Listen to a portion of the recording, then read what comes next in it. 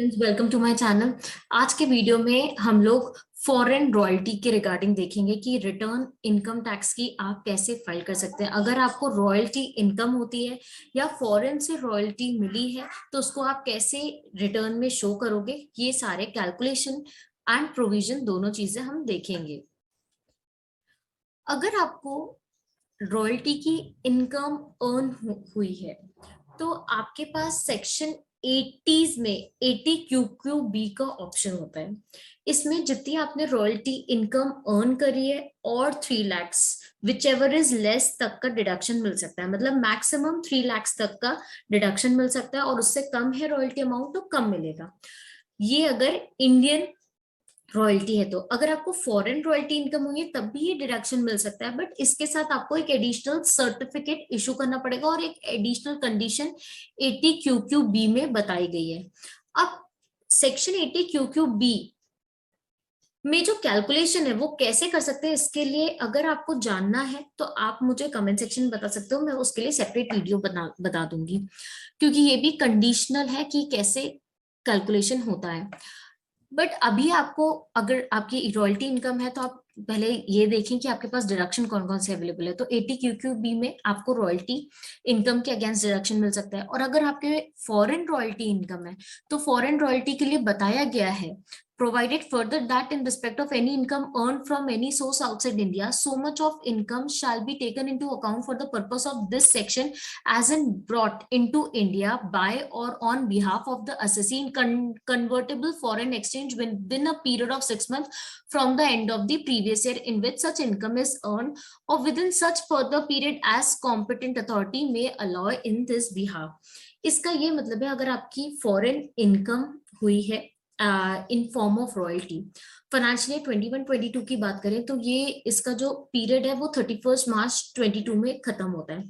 तो 31 मार्च 22 से 6 महीने के अंदर अंदर आपकी जो फॉरेन रॉयल्टी इनकम है उसको आप इंडिया में रेमिट कर दें, कन्वर्ट कर दें इन इंडियन रुपीज।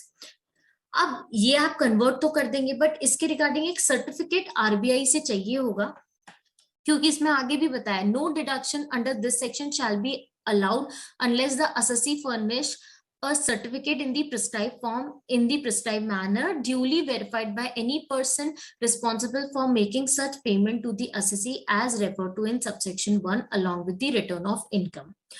तो आपको सर्टिफिकेट भी ऑब्टेन करना है। अब ये क्या सर्टिफिकेट है? नॉर्मल अगर आपको 80 क्यू क्यू बी अगर इंडियन रॉयल्टी इनकम है और आपको इसका डिडक्शन लेना है तो इसके लिए फॉर्म नंबर 10 CC-D चाहिए रहता है। Certificate under subsection 3 of section 80 Q Q B for author of certain books in receipt of royalty income. अगर आपकी इंडियन रॉयल्टी इनकम है और आप 80 क्यू क्यू बी का डिडक्शन लेना चाहते हैं तो आपको फॉर्म नंबर 10 CC-D तो लेना है। अगर फॉरेन रॉयल्टी इनकम है तो फॉर्म नंबर 10 CC-D तो लेना ही लेना है, साथ साथ आपको एक एडिशनल फॉर्म टू जस्टिफाई कि आपने जो फॉरेन इनकम है उसको इंडिया में ले आए हैं विद इन 6 मंथ्स, उसके लिए फॉर्म नंबर 10H की रिक्वायरमेंट रहेगी और ये आरबीआई से आपको मिलेगा। तो ये दो फॉर्म इंपॉर्टेंट है to claim section 80 Q Q B deduction. तो ये फर्स्ट पॉइंट है अगर आपकी रॉयल्टी इनकम है तो। देन उसके बाद अगर फॉरेन रॉयल्टी इनकम है तो जैसे कि मैंने अपने प्रीवियस वीडियोस में बताया, मैंने सैलरी से रिलेटेड सेपरेट वीडियो बनाया। अगर फॉरेन सैलरी आपको अर्न हुई है या फॉरेन डिविडेंड अर्न हुआ है तो उसको आप कैसे शो कर सकते हैं।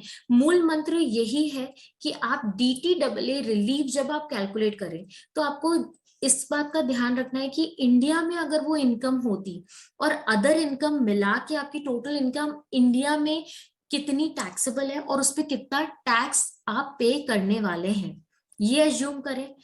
फर्स्ट कि आपकी जो इनकम है, आप रेसिडेंट है तो आपकी जो ग्लोबल इनकम है उस पर टैक्स आप कैलकुलेट करें और एवरेज रेट निकालें फर्स्ट। एंड सेकेंड, आपने फॉरेन में कितना टैक्स पे करके आए उसको कन्वर्ट कर ले इन इंडियन रुपीज। जब आप ये दोनों काम कर लेंगे तो आप आराम से DTAA रिलीफ कैलकुलेट कर पाएंगे। अगर मैं अपने केस की बात करूं तो यहाँ पर रॉयल्टी इनकम है, डिविडेंड इनकम है और कैपिटल गेन है। एंड इस पे नेट टोटल इनकम 5,75,181 आ रही है। इस पे टैक्स जब हम देखेंगे तो टैक्स ऑन अबव 27,879 बनता है as per slab rate. Cess include करके टोटल टैक्स 28,995 बनता है। अब साइड में आप देख सकते हैं DTAA रिलीफ का कैलकुलेशन है। ग्लोबल इनकम हमने ले ली, इसमें STCG का ऐड कर दिया, तो नेट ग्लोबल इनकम कितनी होगी 5,77,472।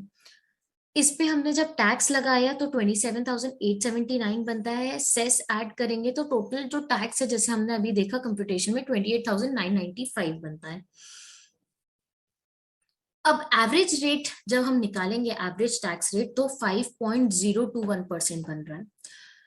Actual tax to be paid का क्या मतलब है? Actual tax to be paid का मतलब है कि जो फॉरेन रॉयल्टी अमाउंट है उस पे जब आप 5% से टैक्स लगाएंगे तो इंडिया में आपको कितना टैक्स देना पड़ेगा ऑन फॉरेन रॉयल्टी इनकम 28,871।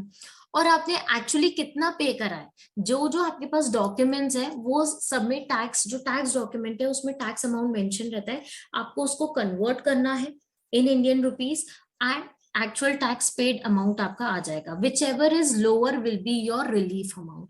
तो या इस केस में 28,871 लोअर अमाउंट है तो उतने का DTAA का रिलीफ अमाउंट मिल जाएगा, और अगर नेट आपका पेबल बन रहा है तो आपको पे करना है।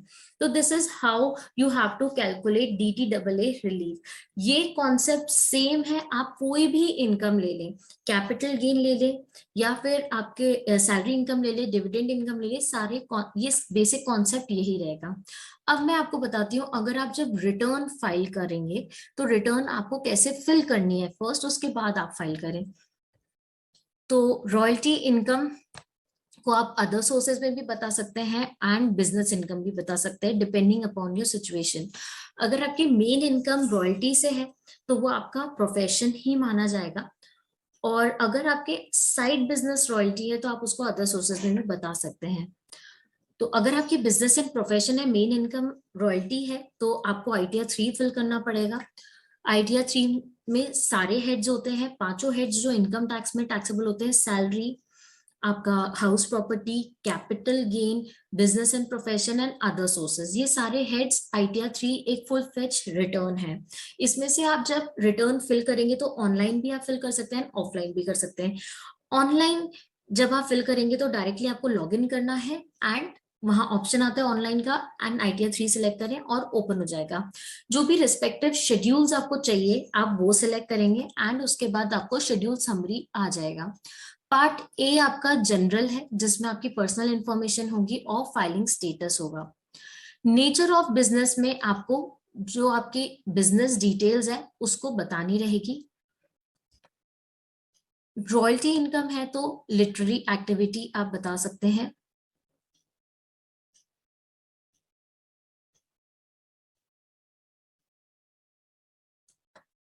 ITR 3 का मैं सेपरेट डिटेल वीडियो भी बनाऊंगी कि अगर आपकी नॉर्मल बिजनेस है और साथ में प्रेजेंटेड बिजनेस भी है तो कैसे आप ITR 3 फिल कर सकते हैं, किस किन किन बातों का ध्यान रखें जैसे कि डिफेक्टिव नोटिस ना आए। नेचर ऑफ बिजनेस के बाद आपके पास बैलेंस शीट ऑप्शन होगा जो पार्ट ABS नाम से है। इसमें 3 कॉलम्स हैं। अगर आप डिटेल बैलेंस शीट डिस्क्लोज कर रहे हैं तो आपको A और B ऑप्शन फिल करना होगा। A है sources of fund and B है एप्लीकेशन ऑफ फंड। इसके लिए मैं डिटेल वीडियो बनाऊंगी कि इसमें कौन कौन से कॉलम्स होते हैं। C है नो अकाउंट केस। अगर आप बिजनेस से रिलेटेड आपकी बैलेंस शीट बुक्स डिस्क्लोज नहीं कर रहे हैं तो आपको C ऑप्शन पे क्लिक करके नो अकाउंट केस में डिटेल्स, जो मिनिमल डिटेल्स है वो फिल करनी पड़ेगी। Amount of sundry debtors, amount of sundry creditors, stock in trade और कैश बैलेंस, ये सब बताने रहेंगे। अगर इनमें से आपका कोई भी नहीं है बैलेंस तो आपको 0 तो मेंशन करना पड़ेगा, अदरवाइज वैलिडेशन के टाइम पे आपसे यहाँ पर कंपल्सरली फिगर्स डालने को बोला जाएगा।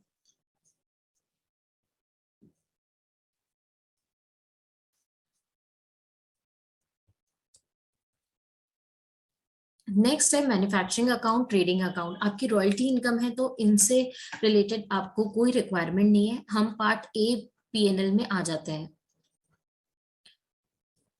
पार्ट A P&L में क्रेडिट टू P&L है, डेबिट टू P&L है, provision for tax and appropriation है। ये सारे जो कॉलम्स हैं ये सब तब रिक्वायर्ड होते हैं जब आप डिटेल बुक्स डिस्क्लोज कर रहे हो, तो उसमें आपको बैलेंस शीट और प्रॉफिट एंड लॉस डिस्क्लोज करना पड़ता है। बट अभी हम नो अकाउंट केस की बात कर रहे हैं, इसलिए सबसे लास्ट ऑप्शन है नो अकाउंट केस।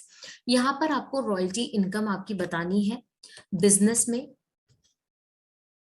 अगर कुछ एक्सपेंसेस है तो आप एक्सपेंसेस भी क्लेम कर सकते हैं, और फिर नेट प्रॉफिट आ जाएगा।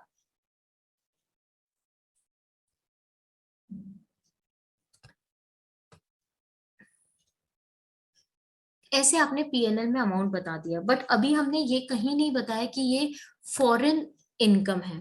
इसके लिए हमें क्या करना है, अभी जो पीएनएल शेड्यूल आपने जब फिल किया है, तो शेड्यूल बीपी में उससे रिलेटेड इंफॉर्मेशन आ जाएगी, जो कि ऑटोमेटिकली फेच होता है डिटेल्स।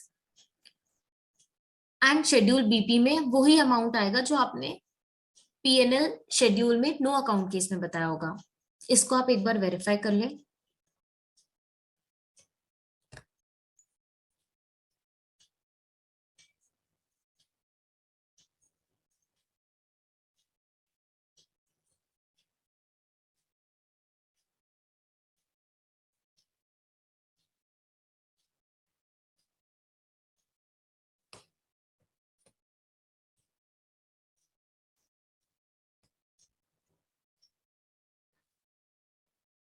इसके बाद आपको अदर्स में जाना है।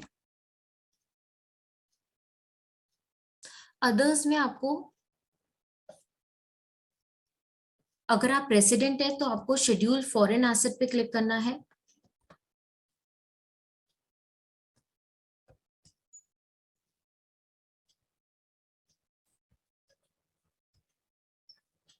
और इनकम में आपको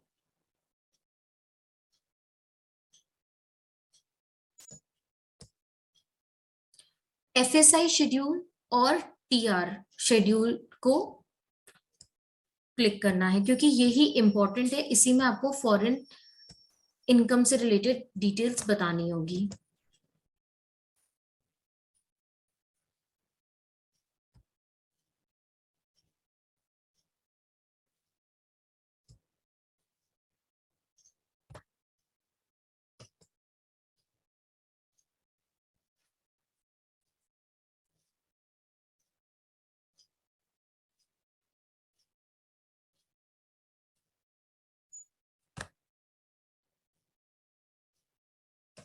अब एफएसआई शेड्यूल में सबसे पहले हम details of income from outside India बताएंगे। अगर आपकी एक कंट्री से ज्यादा इनकम है तो आपको कंट्री वाइज इंफॉर्मेशन बतानी पड़ेगी। जैसे इस केस में इटली से भी कुछ इनकम है and United state of America से है, तो आपको दोनों डिटेल्स अलग अलग बतानी पड़ेगी। कंट्री कोड में आपको आपकी कंट्री सिलेक्ट करनी है। टैक्स पेयर आइडेंटिफिकेशन नंबर बताना है। अगर टैक्स पेयर आइडेंटिफिकेशन नंबर नहीं है तो आप पासपोर्ट नंबर भी बता सकते हैं। कौन से हेड में आपने इनकम टैक्सेबल करी, आपको वो हेड सिलेक्ट करना है। सैलरी है, हाउस प्रॉपर्टी है, कैपिटल गेन है, बिजनेस और प्रोफेशन है, अदर सोर्सेज है। इसके बाद income from outside India offered for tax in India. कितना आपने इनकम जो आपकी आउटसाइड इंडिया अर्न हुई है वो इंडिया में ऑफर कर रहे हैं, आपको वो बताना है। उस पे आप कितना टैक्स बाहर इंडिया के बाहर पे कर चुके हैं, जो कि हमने कन्वर्ट किया था इंडियन रुपीज में, वो बताना है। Tax payable on such income under normal provision in India, India में कितना टैक्स लग रहा है। तो 5% हमारा एवरेज टैक्स रेट आया था, तो 25,132 में आप 5% इंटू करेंगे तो 1261 आएगा। कौन से सेक्शन में आप डीटी डबल ए रिलीफ ले रहे हैं, 90 या 90A। ये दोनों सेक्शन को मैंने बहुत डिटेल में एक्सप्लेन किया है अपने प्रीवियस वीडियोस में।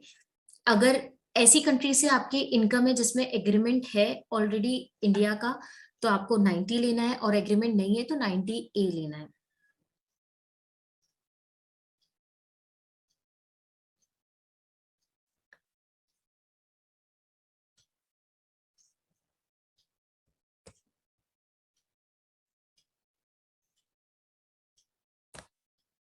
इसके बाद आपके पास दूसरे कंट्री से भी इनकम है, तो आपको अकॉर्डिंगली वैसे ही फिल करना है कौन से हेड में आप डिस्क्लोज कर रहे हैं। Income from outside India, tax paid outside India, tax payable on such income under normal provision in India, India में आप कितना टैक्स पे कर रहे हैं, और टैक्स रिलीफ ऑटोमेटिकली कैलकुलेट हो जाएगी विच एवर इज लोअर करके।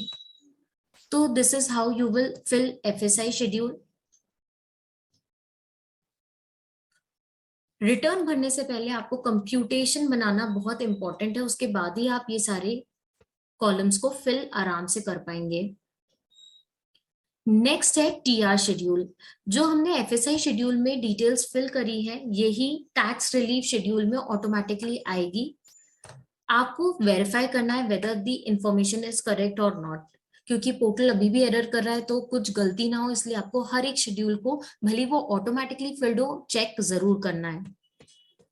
तो रिटर्न के हिसाब से भी टोटल टैक्स रिलीफ अवेलेबल हमारा वही आ रहा है जो हमने कंप्यूटेशन में लिया था, whichever is lower, that is 28,851।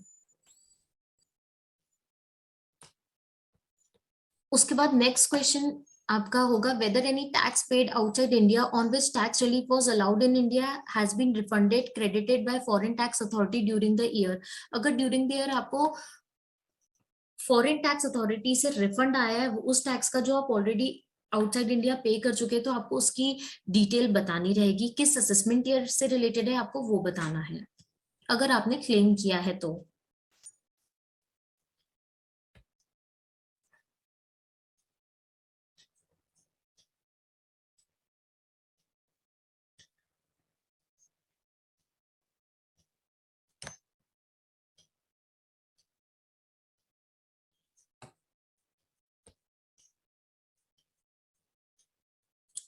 जब आप कंप्यूटेशन ऑफ टोटल इनकम देखेंगे, तो जैसे हमने कंप्यूटेशन बनाया है वैसे का वैसा रिफ्लेक्ट होगा। बिजनेस एंड प्रोफेशन की इनकम,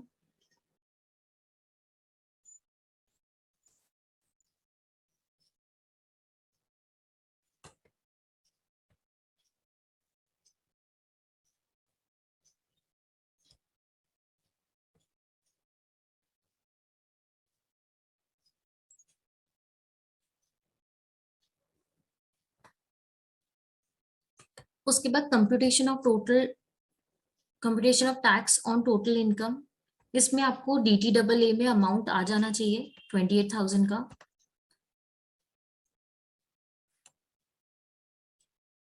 यहाँ tax payable on total income दिखेगा।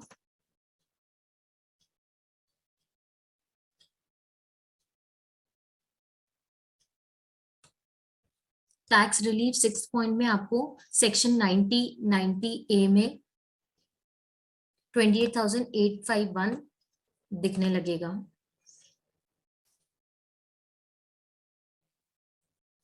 तो दीज आर दी पॉइंट्स जिसका आपको ध्यान रखना है जब आप foreign income, specially foreign royalty से रिलेटेड आप इनकम जब डिस्क्लोज कर रहे हैं अपने आईटीआर में। अगर आपकी फॉरेन सैलरी है, फॉरेन डिविडेंड है, तो उसके लिए मैंने सेपरेट वीडियो बनाया है जिसका लिंक मैं वीडियो डिस्क्रिप्शन में दे दूंगी। इसके अलावा भी आपके कोई डाउट्स है तो आप मुझे कमेंट सेक्शन में बता सकते हैं, मैं उसको सॉल्व करने की पूरी कोशिश करूंगी। तो अगर वीडियो आपको हेल्पफुल लगा है तो प्लीज इसे लाइक करें, शेयर करें एंड चैनल को सब्सक्राइब करें। Thank you.